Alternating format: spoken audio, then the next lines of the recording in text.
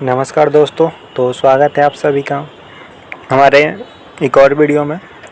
आज का ये वीडियो फर्स्ट ईयर वालों के लिए फंडामेंटल ऑफ नर्सिंग का बेसिक देखेंगे। ठीक है, इसमें हम लोग फंडामेंटल ऑफ नर्सिंग का जो सबसे पहला आपका इंट्रोडक्शन टॉपिक है वो उसको देखेंगे कि आखिर नर्सिंग होता क्या है, नर्सिंग का डेफिनेशन देखेंगे, उसके सिद्धांत को देखेंगे और इससे रिलेटेड कुछ इन्फॉर्मेशन को जानेंगे आज। तो अगर अभी तक आपने हमारे चैनल को सब्सक्राइब नहीं किया तो सब्सक्राइब कर लें और वीडियो को अंत तक बने रहें। तो सबसे पहले बात करेंगे इसमें नर्सिंग के बारे में कि नर्सिंग अगर होता क्या है। तो उसका डेफिनेशन कह रहा है कि नर्सिंग एक आपका ऐसा व्यवसाय है, यानी कि नर्सिंग एक प्रकार का आपका व्यवसाय है, प्रोफेशन है। इसका लक्ष्य होता है कि किसी भी व्यक्ति को, परिवार को या फिर समुदाय के स्वास्थ्य सेवा प्रदान करना हर एक अवस्था में, चाहे वो उनकी स्वास्थ्य संबंधी आवश्यकताओं को पूरा करना हो या फिर रोगग्रस्त अवस्था को ठीक करना हो, यानी कि उनकी दोनों अवस्थाओं में उनका देखभाल करना ही नर्सिंग आपको कहलाता है। और इसका एक और डेफिनेशन भी कहा जा सकता है दूसरे शब्दों में कि नर्सिंग एक कला, विज्ञान और व्यवसाय है, यानी कि नर्सिंग जो है आपका एक प्रकार का आर्ट है। ठीक है, और इसे प्रोफेशन भी माना जाता है। और इसमें देखेंगे एक आप देख सकते हैं आपका एक सबसे इम्पोर्टेंट लाइन लिखा हुआ है, लेडी विद द लैम्प। तो ये लेडी विद द लैम्प आखिर है कौन, इनके बारे में हम लोग जानते हैं। तो सबसे पहले हम आपको बता दूं कि लेडी विद द लैम्प आपका फ्लोरेंस नाइटिंगेल को कहा जाता है। और ये फ्लोरेंस नाइटिंगेल कौन थी तो इसके बारे में हम आगे वीडियो में देखते हैं। तो सबसे पहले बात करेंगे फ्लोरेंस नाइटिंगेल जो है ये आपका, इनका जन्म 12 मई 1820 को हुआ था और इटली के फ्लोरेंस शहर में हुआ था। और ये आपका एक धनी मतलब रिच फैमिली से थी और एक उच्च वर्ग के ब्रिटिश परिवार से थी। और ये जो फ्लोरेंस नाइटिंगेल है, इन्हीं के जन्म दिवस पर ही हम लोग इंटरनेशनल नर्सिंग डे मनाते हैं, यानी कि 12 मई को ही मनाया जाता है।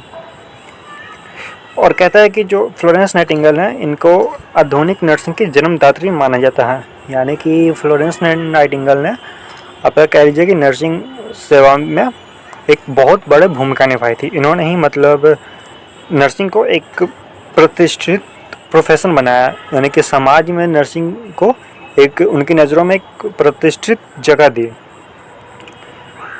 और इसको और नर्सिंग के क्षेत्र में अपना महत्वपूर्ण योगदान दिया। इसलिए हम इन्हें लेडी विद द लैम्प के नाम से जानते हैं।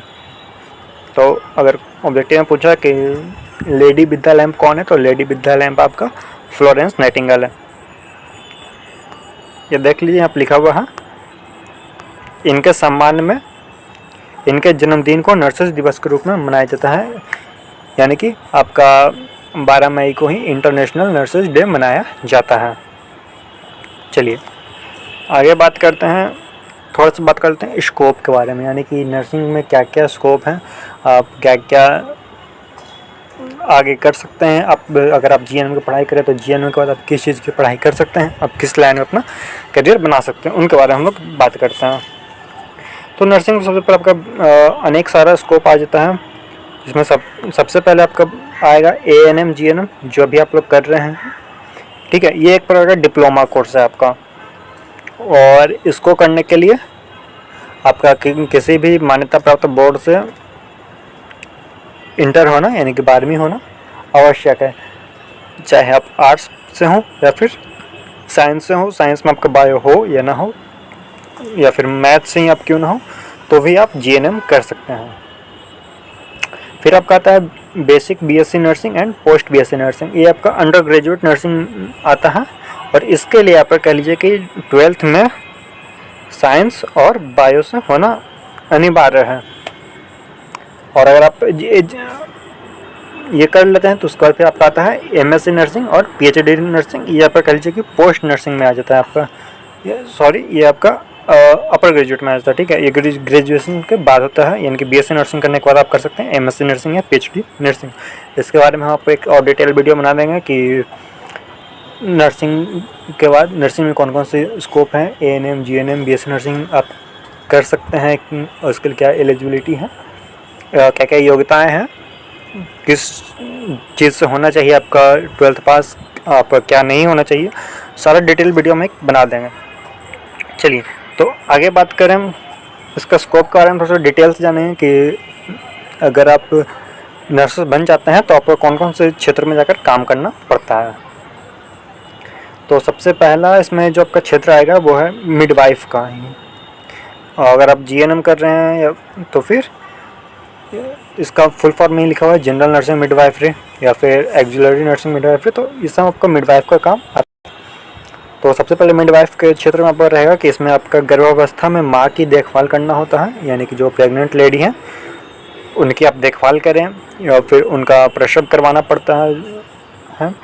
और अगर अपने प्रसव करवा लिया तो उसके बाद माँ और बच्चे की स्वास्थ्य अवस्था को ध्यान में रखना है, यानी बच्चा स्वस्थ है या नहीं, माँ की स्वास्थ्य स्थिति कैसी है, तो इन सभी को ध्यान में रखना एक नर्स मिडवाइफ का काम होता है। उसके बाद एक क्षेत्र आता है नर्स एनास्थेटिक का। तो ये जो क्षेत्र होता है इसमें आपका कह लीजिए कि नर्स सर्जन के साथ मिलकर काम करती है, यानी कि जो आपका सर्जरी करने का चिकित्सक होता है जो शल्य क्रिया को अंजाम देता है उनके साथ मिलकर काम करती है। इसमें क्या करते हैं नर्स की पेशेंट को आपका सर्जरी करने से पहले एनास्थेसिया देती है, जिसके कारण वो सर्जरी करने में आसानी होती है, मरीज को पता नहीं चलता सर्जरी का। ठीक है, नेक्स्ट अगर हम बात करें तो लीगल कंसल्टेंट नर्स यानी कि विधि सलाहकार नर्स। तो ये कौन सा क्षेत्र होता है भाई? तो अगर इस क्षेत्र की बात करें तो इसमें नर्स जो है अस्पताल में काम नहीं करके नर्सिंग क्षेत्र में कानूनी सलाहकार के रूप में काम करती है। जैसे कि इसमें नर्स का करना क्या होता है, अगर किसी व्यक्ति को उसके स्वास्थ्य सुविधाएं के बारे में बताना, सरकार की ओर से कौन कौन से कार्यक्रम चलाए जा रहे हैं, कौन कौन सी स्वास्थ्य सेवा प्रदान की जा रही है ताकि आम लोगों को इसका लाभ मिल सके, उन्हें सलाह देना कि आप इस तरह से आप कह लीजिए आवेदन करके आप सरकारी सुविधा का लाभ उठा सकते हैं, उन्हें लोगों को सलाह देना। तो यही आपका होता है लीगल कंसल्टेंट नर्स में। फिर आप एक क्षेत्र आता है नर्सिंग ट्यूटर के रूप में।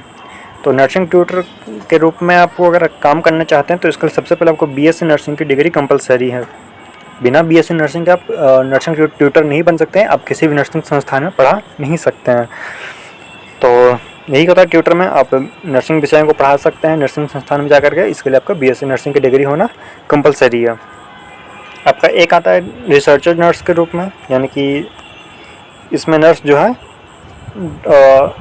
डॉक्टरों के साथ मिलकर के रिसर्च करती है, यानी कि शोध करती है कि किसी बीमारी का कौन कौन से लक्षण हो सकते हैं, किस व्यक्ति पर किस तरह से वह प्रभाव डालता है, उसे ठीक करने में क्या क्या प्रिकॉशंस वगैरह करने होते हैं।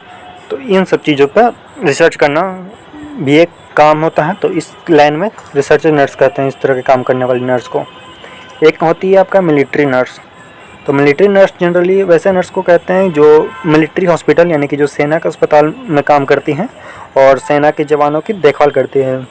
वॉर होता है तो फिर कह लीजिए कि घायल सैनिकों के इलाज के लिए या तो उन्हें मिलिट्री हॉस्पिटल लाया जाता है जहाँ पे नर्स काम करती है, या फिर कई बार नर्स को ही मिलिट्री कैंप तक ही पहुँचाया जाता है ताकि वो जवानों का जल्दी से उनका इलाज कर सके। तो ऐसे क्षेत्र में काम करने वाली नर्स को हम लोग मिलिट्री नर्स कहते हैं। और आपका एक होता है डायलिसिस नर्स। तो डायलिसिस नर्स किसे कहते हैं? तो इस क्षेत्र में जो नर्स होती है उनका काम होता है डायलिसिस करने में मदद करना, यानी कि वैसे पेशेंट जिनका किडनी ख़राब हो चुका होता है, सही से काम नहीं कर पाता, तो आप लोग को भी पता है कि किडनी ख़राब होने पर एक मशीन लगाई जाती है जिससे डायलिसिस मशीन के द्वारा उन्हें ठीक किया जाता है। तो इसे डायलिसिस मशीन को लगाने के लिए एक नर्स की आवश्यकता पड़ती है जिसे हम लोग डायलिसिस नर्स कहते हैं। यह हो गया काम के आधार पर नर्स को बांटा गया था। अब किसी भी हॉस्पिटल में उनके पद के अकॉर्डिंग नर्स को हम देखेंगे कि किस नर्स को कितने प्रकार से बांटा गया है। तो एक होता है आपका स्टाफ नर्स जो कह लीजिए कि छोटी मोटी चीज़ों को पेशेंट को या उनके परिजनों के बारे में बताती है, और कह लीजिए कि अस्पताल की सुविधाएं क्या हैं, अस्पताल में डॉक्टर का किस टाइम कौन डॉक्टर बैठते हैं, इस तरह की छोटी मोटी चीज़ों को बताना स्टाफ नर्स का काम होता है।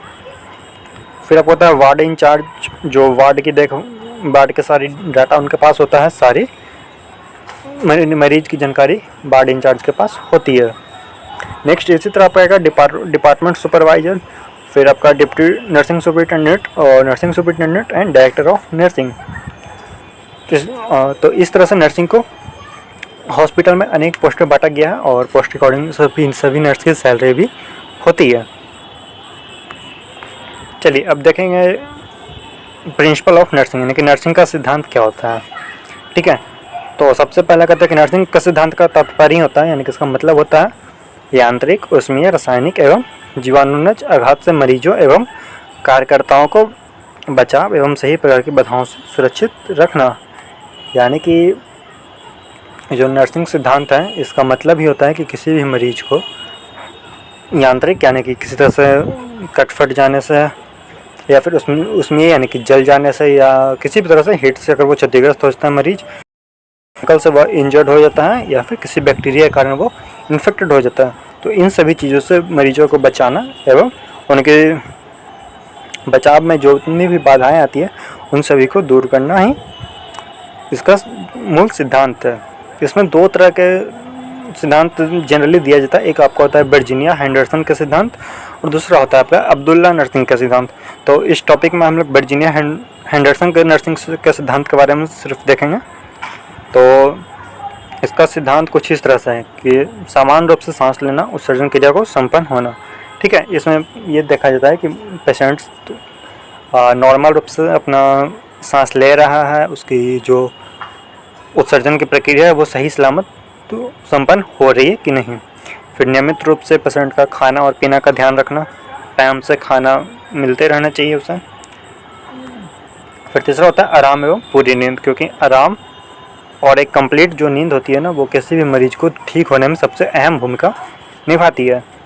इसी तरह नेक्स्ट टॉपिक आपका आता है आरामदायक कपड़े व ड्रेस पहनना। आरामदायक कपड़े अगर हुए तो फिर आपका बेड सो से बचने में मरीज को आसानी होगी, मरीज कंफर्ट में रहेगा, वो किसी तरह से बेचैनी फील नहीं करेगा। तो इसी तरह से आपका पांचवा पॉइंट कहलाता है व्यक्तिगत स्वास्थ्य एवं स्वच्छता को बनाए रखना। छठा पॉइंट होता है आपका खतरों एवं विभिन्न प्रकार के चोट से शरीर की रक्षा करना, यानी कि पेशेंट को किसी भी तरह का चोट नहीं लगना चाहिए ताकि फिर उसे कोई उस चोट की वजह से कोई इन्फेक्शन का सामना न करना पड़े। तो इस तरह फिर आपका सातवां पॉइंट होता है कि दूसरे व्यक्तियों की ज़रूरतों एवं भावनाओं की कदर करना। ठीक है, और जो 8वां पॉइंट है आपका अपने व्यवसाय को बिल्कुल ईमानदारी से करना, यानी कि ये तो पता ही है कि अपना काम को ईमानदारी से करना, काम करने में किसी भी प्रकार की कामचोरी नहीं करना।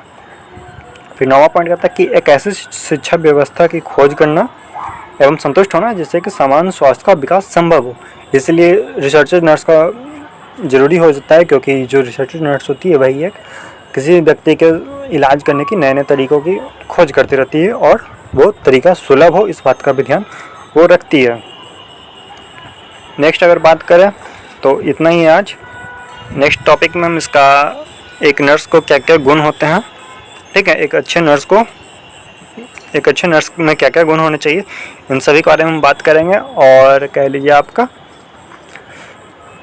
नर्स फंडामेंटल ऑफ नर्सेस के इसमें बेसिक और थोड़ा सा हम जानेंगे। इसमें टोटल हमको इंट्रोडक्शन में इसका 2 क्लास लेंगे, तो इसमें थोड़ी डिटेल हम उसमें भी जानेंगे।